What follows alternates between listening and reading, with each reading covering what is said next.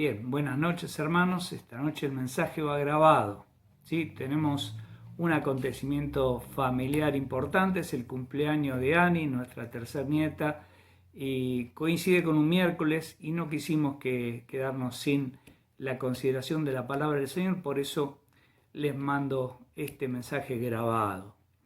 Vamos a estar considerando el último capítulo de los escritos del apóstol Pedro, ¿sí? Y vuelve allí a tratar el tema de la segunda venida de Cristo y lo hace también planteando objeciones a los dichos y formas de pensar y de actuar de los falsos maestros, ¿sí? Lo podemos separar en 4 partes. La burla que los falsos maestros hacían de la promesa de la segunda venida de Cristo, los primeros 7 versículos, y segundo, la causa de esa demora, los versículos 8 y 9. Tercera parte, el anuncio del cataclismo final, versículos 10 al 13. Y la cuarta parte exhorta a prepararse diligentemente para ese día final, ¿sí? Versículos 14 al 18, donde concluye su mensaje. En la gracia de Dios vamos a estar considerando los 2 primeros puntos, ¿sí? Leemos 2 Pedro capítulo 3, los 2 primeros versículos. Queridos amigos o amados hermanos, esta es la segunda carta que les escribo y en ambas he tratado de refrescarles la memoria y estimularlos a que sigan pensando sanamente o con una mente íntegra, pura. Versículo 2. Quiero que recuerden lo que los santos profetas dijeron hace mucho y lo que nuestro Señor y Salvador ordenó por medio de los apóstoles. ¿Sí? Nuevamente lo había planteado al principio como un motivo de su carta, un recordatorio. Después de este saludo afectuoso que tiene hacia los quienes estaba destinada la carta, Pedro les recuerda que es la segunda carta que les escribe y es la segunda vez que trata ese tema, como para hacerles entender que en su primera carta ya lo había hecho, ya lo había escrito sobre la segunda venida de Cristo y lo hace para estimularles a pensar con sano criterio, ¿sí? Como leímos aquí, que piensen con una mente íntegra, pura. Les plantea 2 temas que ellos tenían que recordar: las palabras dichas en el pasado por los santos profetas y también, como segundo principio, segundo recordatorio, el mandamiento dado por nuestro Señor y Salvador por medio también de los apóstoles, ¿sí? Los profetas en la antigüedad, los apóstoles en la actualidad de esa época, eran los que estaban entregando el mensaje de Dios al pueblo, ¿sí? No se olviden, les dice, o recuerden eso. Vamos a ver los versículos 3 y 4. Sobre todo quiero recordarles que en los últimos días vendrán burladores o gente blasfema que se reirán de la verdad y seguirán sus propios deseos y que en son de burla preguntarán: ¿qué pasó con la promesa de que Jesús iba a volver? Desde los tiempos antes de nuestros antepasados, el mundo sigue igual que al principio de la creación. ¿Sí? A pesar de las claras enseñanzas recibidas a través de los profetas y los apóstoles, los falsos maestros se burlaban sarcásticamente, negando la existencia, la posibilidad, la veracidad de la promesa de la segunda venida de Cristo. ¿Y cómo se justificaban? Simplemente planteaban que desde la antigüedad las cosas siguen su curso, un curso puramente natural, ¿sí? Dios no intervino, es lo que ellos decían, para nada en el mundo. Entonces, ¿por qué nos exhortan y nos insisten a estar firmes, a continuar y seguir adelante cuando la realidad es contraria a lo que ustedes están planteando? Vamos a leer, este es el pensamiento, no digamos que esta es la palabra de Dios, esto es el pensamiento que tenían los falsos maestros que se burlaban de esas promesas. Vamos a ver cuál es el reproche que les hace Pedro, versículos 5 al 7. Deliberadamente, con toda intención, olvidan que hace mucho tiempo Dios hizo los cielos por orden de su palabra y sacó la tierra de las aguas y la rodeó con agua.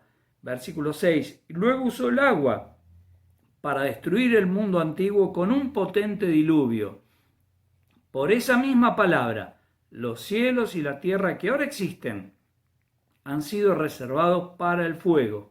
Están guardados para el día del juicio, cuando será destruida la gente que vive sin Dios. Más adelante va a volver sobre este tema de la destrucción de este mundo que nosotros vemos tal como está actualmente a través del fuego, por orden de Dios. ¿Sí? ¿Cuál es el reproche entonces que le hace Pedro a este pensamiento de que como nada, ellos decían, no cambió nada de la antigüedad? Entonces, ¿por qué va a cambiar ahora nuevamente? ¿Por qué tenemos que esforzarnos esperando la segunda venida de Cristo?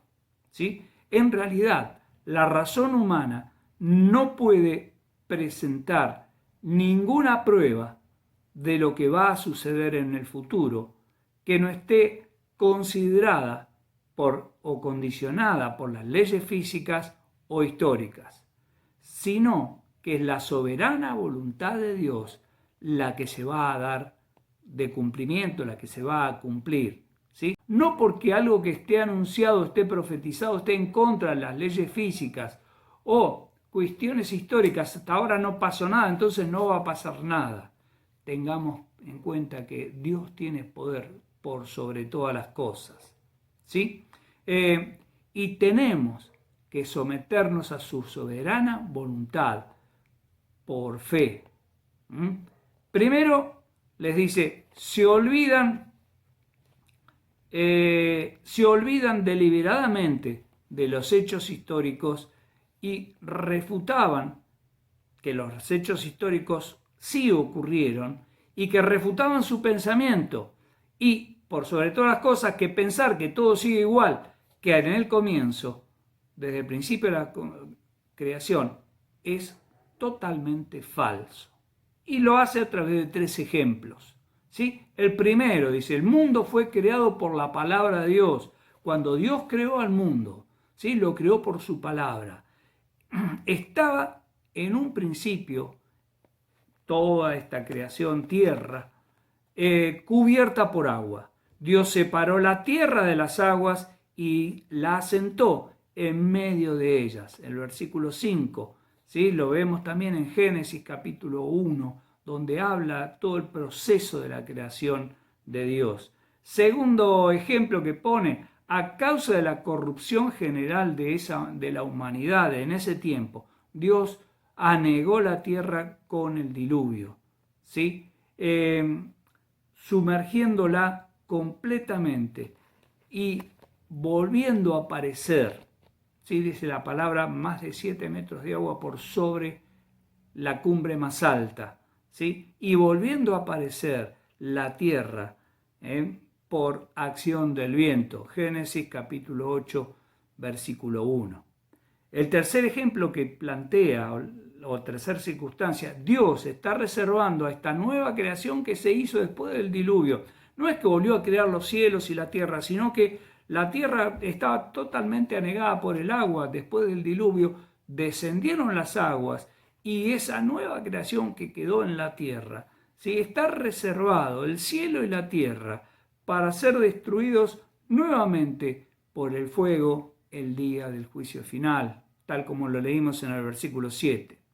El mundo está subsistiendo por el poder de la palabra de Cristo. Leemos Hebreos capítulo 1, versículo 3. El Hijo, Cristo Jesús, irradia la gloria de Dios y expresa el carácter mismo de Dios y sostiene todo con el gran poder de su palabra. Toda la creación está sostenida por el poder de la palabra de Cristo. Ahora bien, Eso es porque Dios está reservando hasta que Él lo decida en una espantosa conflagración, purificando la tierra mediante el fuego. Como dije antes, lo vamos a ver más adelante, no vamos a estar mucho tiempo en esto. Versículos 8 y 9, donde nos plantea cuál es la causa de la demora, ¿sí? Esta demora paciente que Dios tiene en este tiempo, y no es que Dios se olvidó de su promesa, sino como nos dice Pedro, y es bueno que lo subrayemos, que lo sepamos, para poder también contrarrestar con la palabra de Dios las objeciones que a veces nos ponen de este tipo también. ¿Qué pasa que Dios no viene o no ocurren estos hechos que Él predijo y que dice que van a venir pronto y no vienen? Ya pasaron 2000 años de todo esto, ¿sí? Versículos 8 y 9. Sin embargo, queridos amigos, hay algo que no deben olvidar. Para el Señor, un día es como 1000 años y 1000 años como un día. Lo expresa el Salmo 94. Versículo 9. En realidad, y esto es lo que hay que subrayar, no es que el Señor sea lento para cumplir su promesa, como algunos piensan. Al contrario, es paciente por amor a ustedes. No quiere que nadie sea destruido y quiere que todos se arrepientan o que todos se vuelvan a Dios. ¿Sí? Continúa analizando en estos dos versículos la diferencia entre la realidad de Dios y nuestra realidad humana. Dios está por sobre el tiempo humano. A Dios no lo atan nuestros días, nuestras horas, nuestros minutos o segundos. ¿Sí? Dios está por encima de todo eso. Él es atemporal en cuanto a esto, es eterno. Y nos cuesta entender este concepto de eternidad, en donde esta cuarta dimensión, que es el tiempo, no existe. No se puede hablar de un día, otro día. Es una eternidad, es una continuidad, es un presente continuo el transcurrir de la vida. Lo será en el futuro, ¿sí? Y bueno, la existencia de Dios y la presencia de Dios y la acción de Dios, ¿sí? Solamente Dios conoce el tiempo y la oportunidad en que ocurrirán los acontecimientos del porvenir. ¿Qué es lo que se dijo allí en Hechos capítulo 1, versículo 7, cuando relata Lucas la ascensión del Señor? Jesús le contestó: no les corresponde a ustedes conocer el día o el momento en que el Padre ha fijado con su propia autoridad. ¿Sí? Jesús, momentos antes de ascender, cuando le preguntaron cuándo va a ocurrir estas cosas, no les corresponde a ustedes saberlo. Son cosas que pertenecen exclusivamente a su propia autoridad. No depende de otra cosa, ¿sí? Ahora bien, la segunda razón que nos plantea es más consoladora porque no se apoya en su infinito conocimiento, sino en su infinita misericordia amorosa. Dios no se retrasa en el cumplimiento de su promesa como ellos están expresando, sino que tiene longanimidad, tiene largura de ánimo, es lo que quiere decir esa palabra, con las personas. Dios no desea que nadie perezca, sino que todos se arrepientan, ¿sí? Él no se deleita en la muerte de los impíos, por eso demora su acción. Leemos Ezequiel 33:11, donde plantea esto. Tan cierto como que yo vivo, dice el Señor soberano, dice Dios, no me complace la muerte de los perversos. Solo quiero que se aparten de su conducta perversa para que vivan. Arrepiéntense, apártense de su maldad, oh pueblo de Israel. ¿Por qué habrían de morir? Sí, esa es la voluntad de Dios. Ahora bien, Dios además se deleita en que se arrepientan y vivan obedeciéndole, ¿sí? Porque ahí es la realidad y lo mejor para cada ser humano. Estos textos son un claro testimonio de la voluntad por la salvación universal que Dios desea, pero ella no es una voluntad absoluta. No es que Dios va a determinar, y esto ya lo hablamos otras veces, va a determinar que, bueno, se salvan todos por decreto. De ninguna manera, ¿sí? Porque esa voluntad es su deseo, pero no es un mandato absoluto, sino que ese deseo está condicionado por la respuesta de fe que el hombre debe aportar. El que cree que se salva, el que cree se salva, y el que no cree está condenado. Pasaje conocidísimo, Juan 3, del 16 al 18. ¿Qué es lo que nos dice? Porque tanto amó Dios al mundo que nos dio a su Hijo unigénito, para que todo el que cree en Él no se pierda, sino que tenga vida eterna. Y como vimos, ya lo vimos antes, Sirio también el domingo pasado nos ha hablado de esta. El perdón, la posibilidad de perdón es universal. El precio está pagado por Cristo en la cruz. Es para todos, pero no todos se salvan. Solamente todo el que cree en Cristo tiene vida eterna, no se pierda, ¿sí? Y entendemos esto. Eternidad la tendrá toda la humanidad.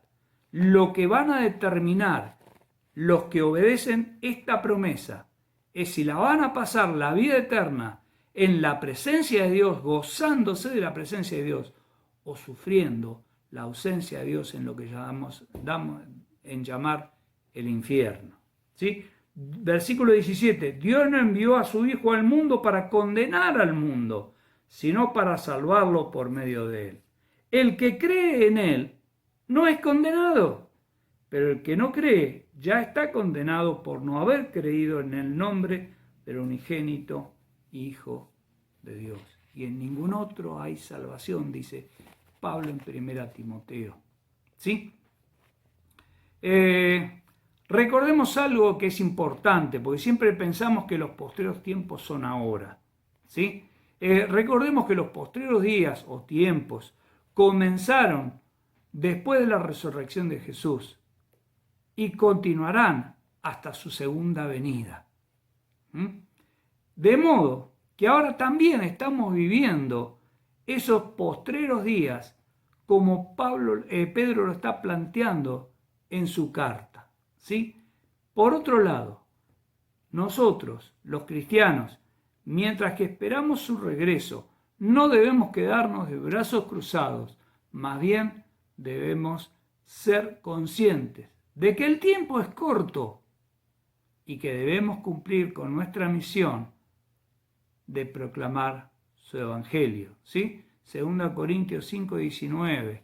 Tenemos el mandato de proclamar el mensaje de la reconciliación y a su vez de vivir mostrando el obrar de la gracia de Dios en nosotros.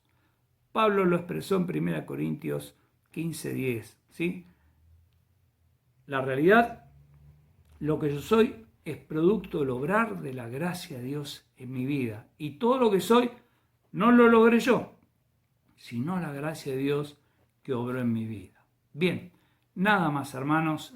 Y bueno, los invito a que sigamos meditando en este capítulo 3, la parte que sigue donde está hablando más específicamente de cómo se va a dar esta conflagración final, ¿sí? De la tierra y cómo se va a preparar. Dios está reservándola para una purificación a través del fuego.